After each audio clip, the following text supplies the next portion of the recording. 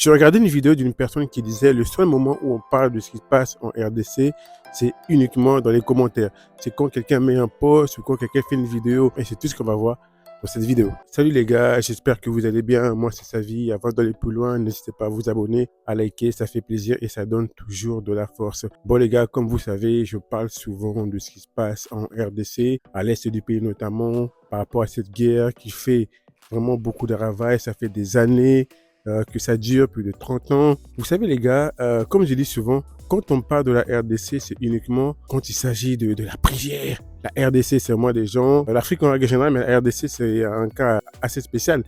Quand il s'agit de la prière, c'est des champions. Quand il s'agit de la musique, quand il s'agit de la danse, c'est vraiment des champions. Mais par contre, quand il s'agit de parler de ce qui se passe à l'est du pays, franchement les gars, on n'attend pas vraiment les gens parler assez de ce qui se passe là-bas. Quand il s'agit de se réunir pour calomnier, pour détruire, pour des futilités, pour vraiment discuter, débattre sur des bêtises. Oui, un tel vient de Brazza, un tel vient de Kinshasa, on est des ennemis. Quand il s'agit de parler vraiment, je vous dis des choses qui ne vont pas changer la réalité des gens, de leur quotidien, il n'y a rien vraiment de sérieux. C'est assez frustrant de voir que les Congolais, mon ami, ne sont pas focalisés. Ils ne sont pas focus. Quand vous regardez, c'est ça. Matin, midi, soir, mon ami, c'est Dieu, Dieu, Dieu. À un moment donné, je pense que Dieu est fatigué. Dieu fera sa part, mais c'est vraiment aux Congolais eux-mêmes de faire leur part. Aujourd'hui, par rapport à ce qui se passe à Gaza, par rapport à ce qui se passe en Ukraine, vous voyez les gars, on bombarde. Les gens parlent régulièrement. En tout cas, on voit qu'il y a des choses qui sont faites. Et par rapport à ce qui se passe en RDC, le changement viendra des gens longue date. Toi et moi, on a une part de responsabilité dans ce qui se passe là-bas. On ne peut pas aujourd'hui se taire, on ne peut pas seulement se cacher dans les églises ou je ne sais pas quoi, avec la même détermination que les gens parlent de Dieu, les gens parlent des églises, de leurs pasteurs. C'est la même détermination que vous devez mettre pour aussi parler de ce qui passe à l'est du pays. Beaucoup de gens aujourd'hui prient notamment pour changer leur vie, pour que leur vie s'améliore, pour qu'il y ait de l'argent, alors que le Congo, c'est un pays qui est déjà béni. Dieu a déjà béni ce pays, mais c'est à vous de vous battre pour libérer votre pays. Ça fait des années, vous savez, à l'époque de Mobutu, il n'y avait pas toutes ces bêtises-là, parce que Mobutu savait quand même mettre de l'ordre dans ce pays. Depuis que Mobutu n'est plus de ce monde, on voit que quand même il y a un gros désordre, il y a un gros bordel. Bref les gars, dites-moi en commentaire selon vous, pourquoi ce pays, le Congo, a vraiment du mal à se développer. Pourquoi la RDC, un pays avec autant de richesses, en tout cas c'est compliqué et distrait. Récemment, il y avait le président Macron qui est parti en RDC. Vous savez quoi les gars? Dans un pays qui est en guerre depuis 30 ans, le mec il est parti là-bas, le président français est parti là-bas.